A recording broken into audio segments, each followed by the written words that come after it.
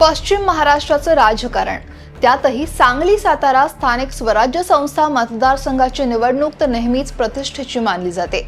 या भागात जयंत पाटलांचं नाव अग्रस्थानी येतं। याच आखाड्यात आता जयंत पाटलांच्या बालेकिल्ल्यात भाजपनं बाजी मारली आहे।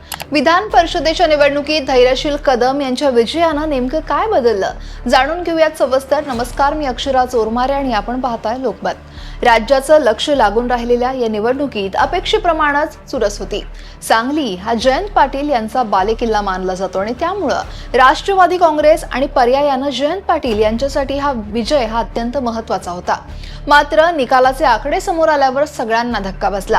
भाजपचे धैर्यशील कदम यांनी तब्बल 301 मतांच्या मोठ्या फरकानं मवियाचे उमेदवार अभयसिंह जगताप यांचा पराभव केला। धैर्यशील कदम यांना 593 मतं मिळाली तर अभयसिंह जगतापांना 292। 895 पैकी 894 मतदारांनी मतदानाचा हक्क बजावला, त्यापैकी 9 मतं ही अवैध ठरली। विजयासाठी 443 मतांचा कोटा आवश्यक होता। या विजयानं भाजपनं सांगली साताऱ्यावर आपला झेंडा रोवलाय तर राष्ट्रवादी काँग्रेसला मोठा धक्का बसलाय। पण हा पराभव फक्त एका निवडणुकीपुरता मर्यादित नव्हता, तर तो जयंत पाटील यांच्या सांगली जिल्ह्यातील राजकीय वर्चस्वाला बसलेला मोठा हादरा आहे। राजाराम बापू पाटील यांचे सुपुत्र असलेले जयंत पाटील हे सांगलीच्या राजकारणातले एक दिग्गज नेते आहेत। राष्ट्रवादी काँग्रेसमध्ये त्यांची भूमिका ही नेहमीच महत्त्वाची राहिली आहे आणि त्यामुळे त्यांच्या बालेकिल्ल्यात झालेला हा पराभव त्यांना मोठा विचार करायला भाग पाडणार आहे। खरं तर या निकालानं महाविकास आघाडीतील एकजूटतेवर सुद्धा प्रश्नचिन्ह निर्माण झाले आहेत, तर महायुतीने मात्र आपला एकजुटीचा विजय साजरा केलाय। धैर्यशील कदम यांच्या विजयानं सांगली सातारा जिल्ह्यातील राजकीय समीकरण ही बदलायलाही सुरुवात झाली आहे। भाजपची ताकद या भागात वाढल्याचं स्पष्ट आहे। या विजयामुळे भाजपला आगामी निवडणुकांसाठी अधिक बळ मिळालंय, तर राष्ट्रवादी काँग्रेसला आत्मचिंतन करण्याची वेळ आली। अर्थात ही वेळ त्यांच्यावर आधीपासूनच आली असो, पण हा निकाल फक्त तात्पुरता विजय नव्हता, तर पश्चिम महाराष्ट्राच्या राजकारणात भाजपची वाढती पकड आणि स्थानिक पातळीवर नवीन नेतृत्वाचा उदय दर्शवणारा होता। दरम्यान सांगली आणि साताऱ्यात भाजप आणि शिंदेच्या शिवसेनामधला वाद हा लक्षात घेता महायुतीला या ठिकाणी अडचण निर्माण होईल अशी चर्चा होती। सातारा जिल्हा परिषदेच्या निवडणुकीत भाजप आणि शिंदेच्या शिवसेनेत मोठा वाद झालेला।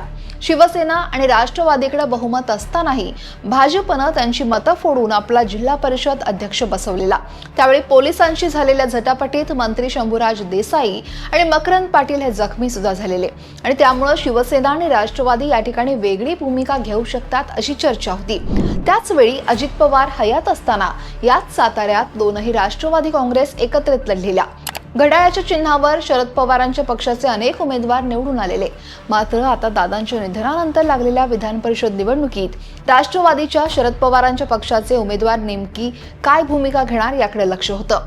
त्यामुळे सांगली साताऱ्याची विधान परिषदेची निवडणूक अधिक चुरशीनं होणार अशी चर्चा होती। मात्र या सगळ्या अडचणींवर मात करत भाजपच्या धैर्यशील कदम यांनी अखेर बाजी मारली। पण या विजयामुळे जयंत पाटील यांच्यासाठी पुढच्या काळात सांगली आणि सातारा जिल्ह्यांमध्ये आपलं वर्चस्व टिकवून ठेवण्याचं आव्हान हे मोठं आव्हान खरं तर निर्माण झालंय। एकीकडे भाजपची वाढती ताकद तर दुसरीकडे अंतर्गत राजकारण, या सगळ्या गोष्टी जयंत पाटील यांच्या पुढच्या वाटचालीवर कसा परिणाम करतात हे पाहणं महत्त्वाचं आहे। या निकालावर तुमचं मत काय आहे? जयंत पाटील यांच्या राजकारणाला हा खरंच मोठा धक्का आहे का? भाजपनं पश्चिम महाराष्ट्रात आपली पकड मजबूत केली आहे का? तुम्हाला काय वाटतंय?